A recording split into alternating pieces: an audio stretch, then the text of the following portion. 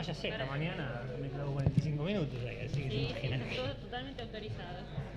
Pero... Mientras la gente no se duerma. No, yo no, digo, esta mañana esta me clavó 45 minutos. Ah. Y no voy a tratar de hablar. Avísame cuando falten 3-4 minutos, por favor, para los 20. O avísame los 15 minutos, que yo sigo. No, yo trato de ser... No, el paper de ustedes. Sí, el paper de ustedes, no, obviamente sí. Largamente mi noticia. Y Rafa ya fue una anécdota.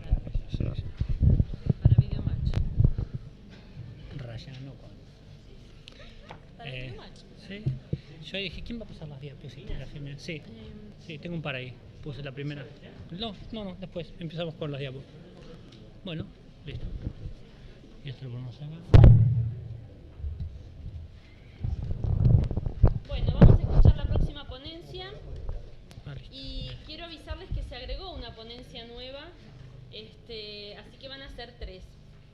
Pero ahora vamos a escucharlo a Gustavo, que va a presentar el trabajo de Eileen Johnson, Gustavo Politis, Gustavo Martínez y María Gutiérrez, la población temprana de las planicies de América.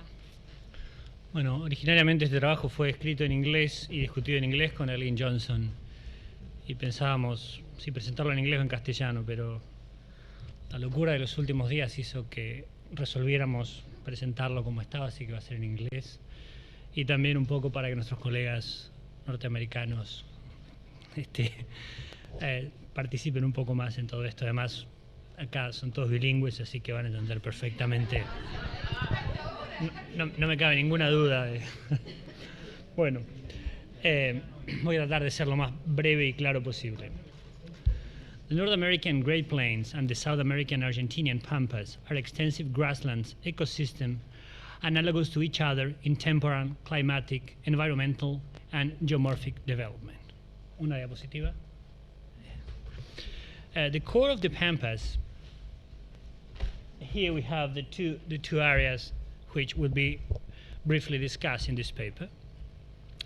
The core of the Pampas has remained a grassland since at least the late Pleistocene, similar to the situation in particular with the U.S. Southern Plains, albeit the character of these grasslands and the faunal communities of both regions changed throughout this period.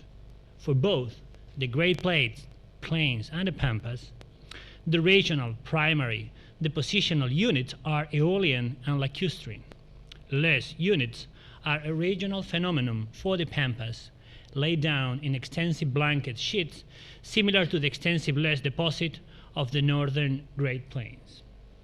Although details differ, hunter-gatherers are exploiting the grassland herd herbivores of both regions at least as early as 12,000 years ago. In general, these earlier people have a broad spectrum, meat-related, subsistent base that by early Holocene time has changed to a greater focus on a particular herd herbivores, that of bison on the Great Plains and guanaco on the Pampas. Fishtail projectile points seems to be synchronicus with fluted style on the Great Plains and from an independent origin. We heard about this discussion in several papers during the morning and early this afternoon. In terms of the archaeological record, a couple of differences can be marked. One, the late Pleistocene, early Holocene archaeological record of the Pampas lack both the quantity and the strongly patterned expression, bone beds, of the southern plains sites.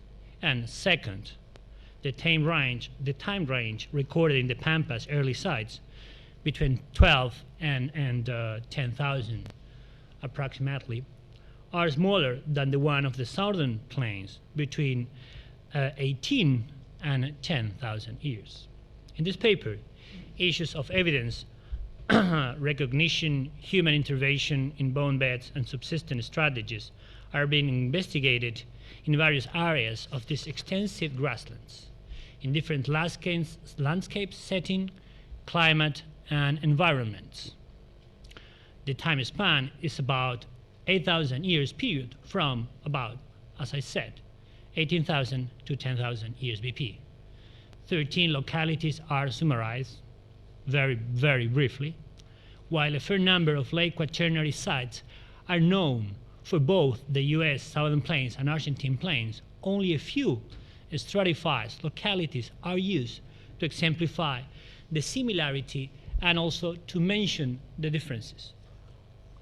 In the original paper, there is a couple of pages about the setting, about the characteristics of both environment, and I will skip this, and I will show just a couple of dos diapositivas. One slide showing the location of the southern Great Plains and the location of one of the sites we will discuss in this paper, like the Lubbock Lake Landmark and Blackwater Draw in Miami. And the second is for those who are not familiar with the region, although our foreign visitor has been in the Pampas at least one and some of them several times. This is a view of the Pampas grasslands. Selected sites. On the southern plains, mammoth bone as a production resource is a significant aspect of megamammal carcass utilization. This is an important issue.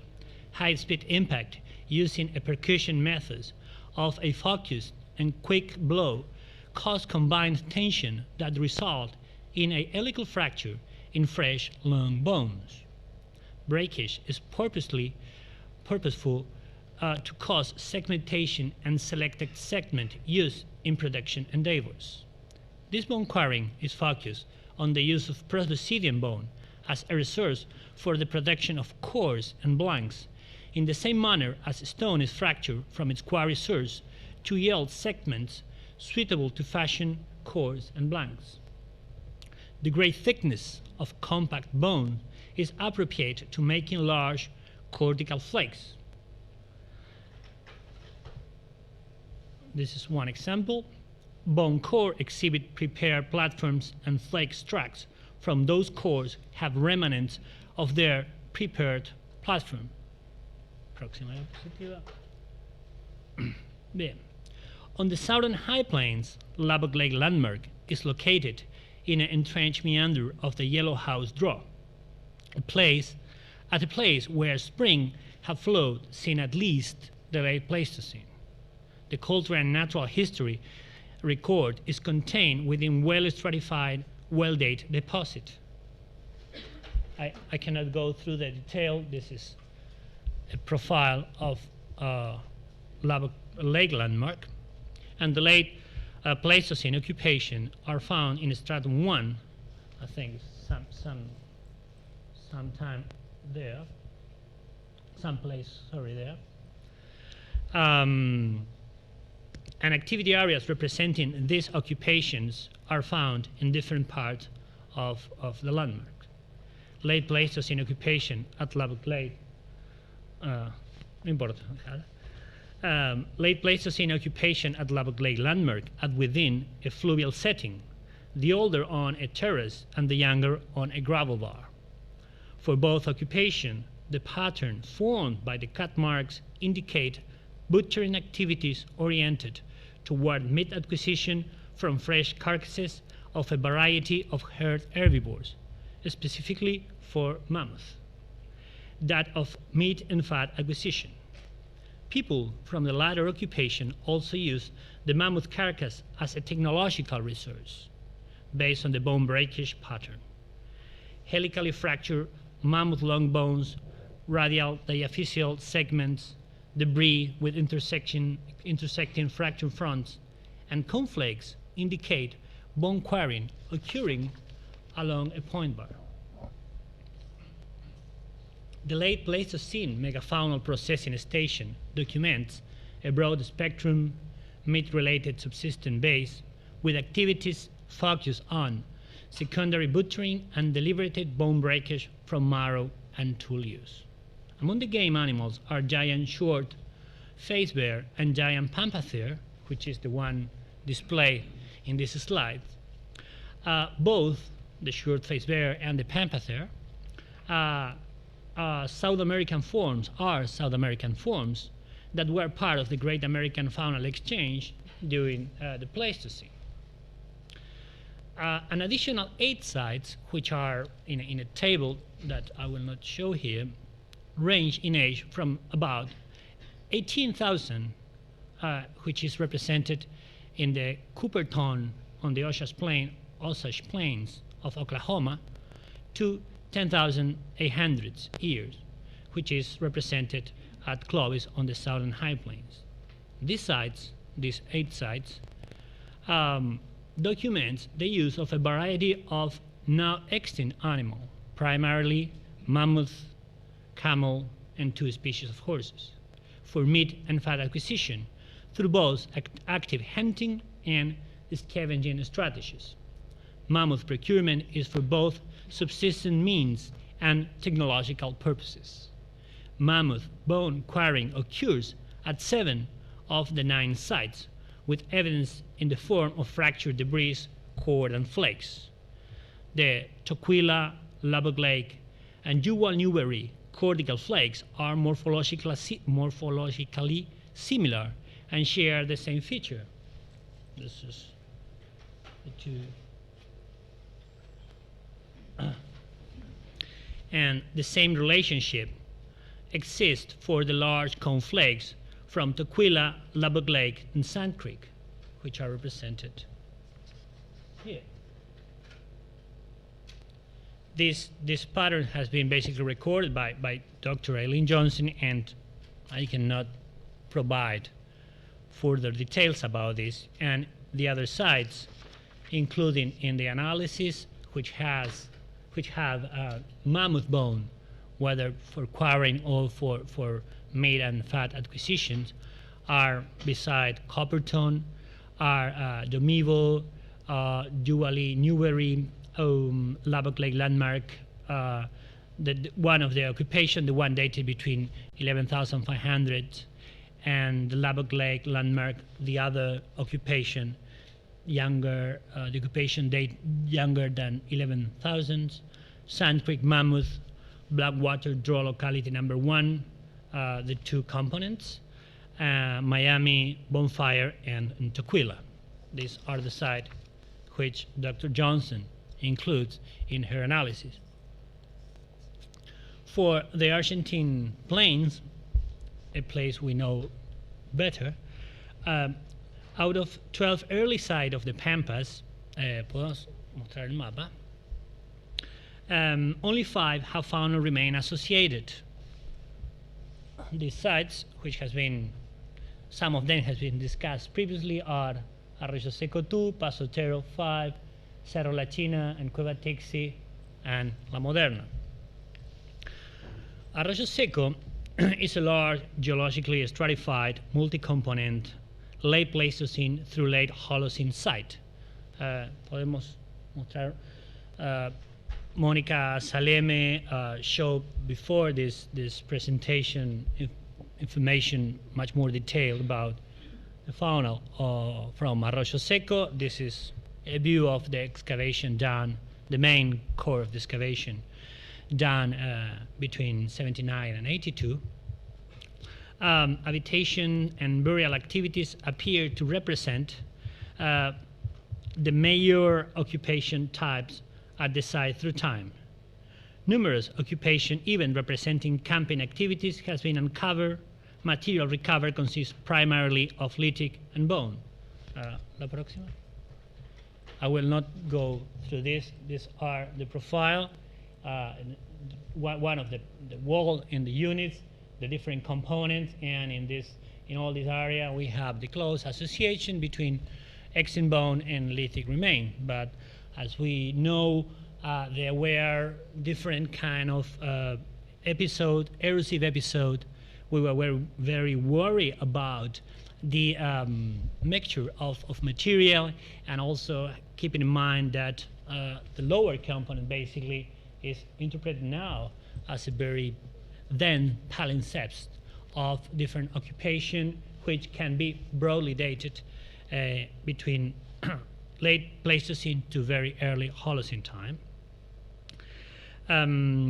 Although cut marks have not been yet detected on the megamammal remains, primarily giant ground sloth and American horse from the earliest levels. Numerous long bone segments are helically fractured, presumably for marrow processing. Podemos poner la siguiente filmina. These are the dates which Monica showed recently, and some of these samples has entropic mark, such as I said before, helical fractured and bone, a flake scar, and intersecting fracture fronts. And some of this bone with this feature has been directly dated. For example, this, and for example, this one, and gave ages of 12,000 and 12,000 and 11,700. The one who has the same color are two dates coming from the same sample in different laboratories. And if we can see the next couple of slides, this is one of the megatherium bone with helical fracture, dated in 12,200 years BP. This is this piece of bone, dated by Tom Stafford. We have a very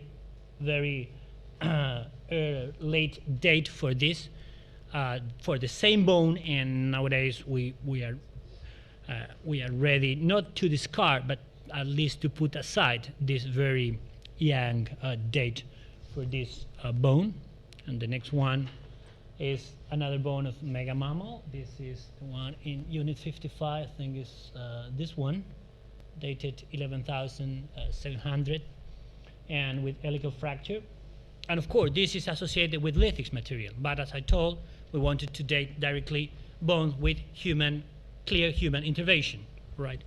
In order to avoid the problem of data bone, which is not related with the human occupation of the site.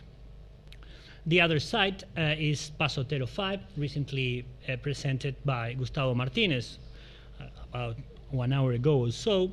The site is located along the Rio Quequén River, and I think that we can see a quick view. You have seen this slide recently because Gustavo gave it to me when we were changing. And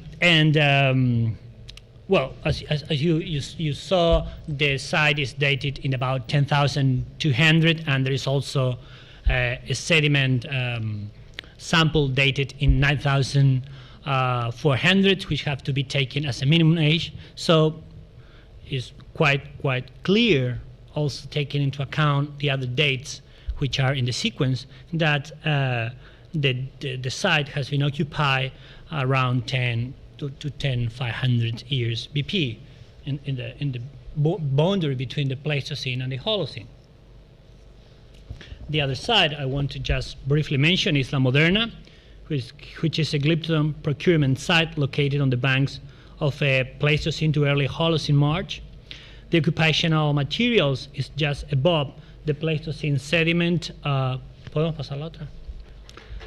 This is a view of the Arroyo Azul, where the site is located, and it's a nice view of the Pampas as well.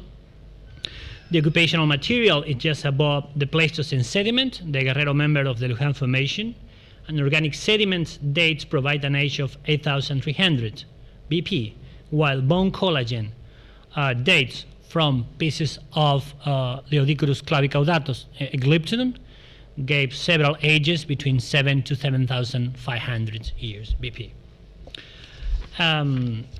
The other two sites with extant megamammals are Cuevatixi and Cerro Lachín, excavated by Nora Flegenheimer, Cerro Lachín and Cuevatixi by Diana Massanti, both located in the Tandilia mountain range, both with a fishtail projecting point associated, dated between 10 to 10,500 years BP approximately, and both containing evidence of the consumption of Eutatus, a giant armadillo. ¿Cómo nos fue el tiempo?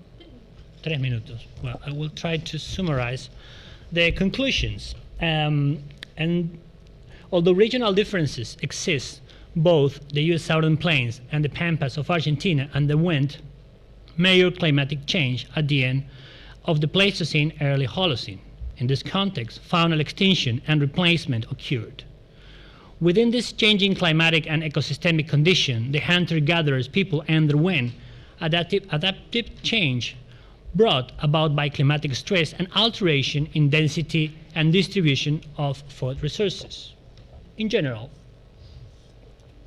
the U.S. Southern Plains sites represent megafaunal secondary processing activity and bone quarrying. These sites are along waterways and on upland near playas. Repeated use of the landscape is the norm. Butchering and processing toolkits consists of fracture-based utilitarian bone tools and amorphous flake tools, both expedient technologies. Amorphous flake tools are the standard for the Plains Paleoindian butchering tools in general. A variety of large game animals were hunted in the late Pleistocene, among them extinct pampa deer and the ancient bison. After megafaunal extinction, bison emerged as the major game resource, continuing into the ethnographic present. The late Pleistocene hunter-gatherers were organized as generalists in their approach to subsistence, utilizing opportunistic primary and targeted secondary behavior pattern that allow for both hunting and scavenging of animal, the practice of exploitation of bone resources, and the use of a minimal little toolkit and general conservancy of the lithic material. The Argentine plains during the late Pleistocene is a vast temperate, subhumid dry grassland with a variety of herbivores that were hunted by the early people, among them horse, ground sloth, glyptodon, and guanaco. After extinction of the megamammal species, diversity is reduced and guanaco become the main game resource. A basic toolkit is the hallmark across the Argentine plains, with amorphous flake tools the common element. Completing this kit is the occasional stylized projectile point, and probably we are not sure about that, the bullet stones. On the Argentine plains, the growing database indicate that the late Pleistocene hunter-gatherers also were organized as generalists, with a broad-based economy encompassing terrestrial mammals. The primary large game animals are the herd herbivores. One particular aspect to be compared is the treatment of bone as a resource. The earliest evidence of mammoth procurement appeared to be for the purpose of bone quarrying. Mammoth procurement for bone quarrying is not a subsistence activity, but rather a technological one aimed at securing raw material shaped into transportable, usable form. The activity is akin to that at a lithic outcrop and for a similar purpose. The type of mammoth procurement occurs in concert with the butchering of a mammoth or as an independent activity. Bone quarrying is a specialized activity that requires fresh mammoth bone. In the case of the Argentine Pampas, the megamammal site recorded represent carcass processing activity, including marrow extraction, that indicate meat fat acquisition as a primary objective.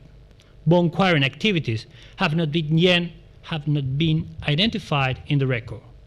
While this absence may be a recognition problem, bone quarrying may not have been practical or feasible.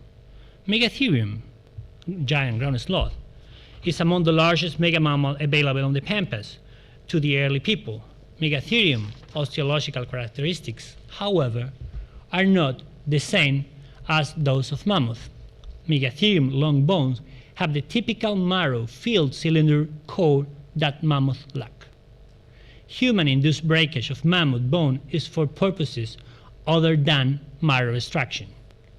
Without additional evidence, the breakage of megatherium bones most reasonably is for marrow acquisition. Furthermore, although data are scarce, some evidence indicate that megamammal bones were used as fuel in the Pampas, and this is the case of Azotero 5 presented by Gustavo Martínez before us. These aspects of bone treatment are the major difference between the technological and raw material source repertory of the late Pleistocene pampas, people and southern praying grassland group, in order just to see. Tengo 2 minutos más, ¿sí? Another difference between the two is in the toolkit. In comparison to U.S. Southern Plains toolkits, fracture-based bones tool are missing on the pampas. However, that technology and such tool occur in Holocene sites, especially we are referring to the La Hoya site in the coast of Buenos Aires province. On a global basis, the change over from the Pleistocene to the Holocene is characterized by widespread extinction, particularly of megamammals, and by convention was placed at 10,000 years BP. Although this boundary date still is in use today, the larger, more refined modern database underscores its static and arbitrary nature. The dynamic nature of this transition is exemplified by the data from the U.S. Southern Plains and the Argentine Pampas. On the U.S. Southern Plains, the time of 11,000 years BP marked the biotic and ecosystemic end of Wisconsin conditions. Although the small extinct antelopes, cabrometics, survived into very early Holocene time, megamammal extinction quite distinctly occurred around 11,000 years mark. The only large herd herbivore to make it through the extinction filter is ancient bison. On the Argentine plains, chronometric studies, particularly in the Pampas, have relied on bone collagen to provide a timeline within the geological framework. The time of extinction still is an open debate as to whether it was at the end of the Pleistocene or, as we have seen in sites like La Moderna and probably Arroyo Seco, it went through the early Holocene times. The earlier body of bone dates associated with extinct megamammals are early Holocene in age and would appear to confirm that extinction occurred between 10 to 8,000 years BP. To finish, let me tell you that in a general view, major differences between the two grassland regions are the timing of megamammal extinction and the effect that timing had on hunter-gatherer organization and hunting patterns. If indeed megamammals did not go extinct on the Argentine grassland until the early Holocene, then the retention of a rich diversity of game animals could be the reason for the difference between early Holocene general subsistence and social organization of hunter-gatherers on the U.S. Southern Plains versus the Argentine plains. Thank you. Gracias.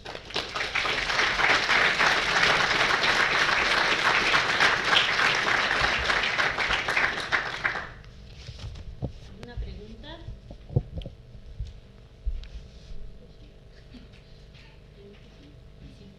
Don't ask me about the North American data because sí. Is there a difference in the climate change between the southern hemisphere and the northern Hemisphere? Is the onset of the Holocene the same? Well, Is the onset of the Holocene at the same time between the two regions? I'm not very sure about that, but let me tell you that at least in the Pampa, we do record between 9,500 to 10,500 to 11 a major climatic change with, in the case of Paso Tero 5, for example, the development of paleosoil. So condition became better, more humid, less arid and less cold, and which are in some way representing the end of the arid and cold time which characterize the glacial time in these temperate regions. Southern Plains, Vance Haynes in particular talked about the fullest drought, and at the end of that's about when extinction.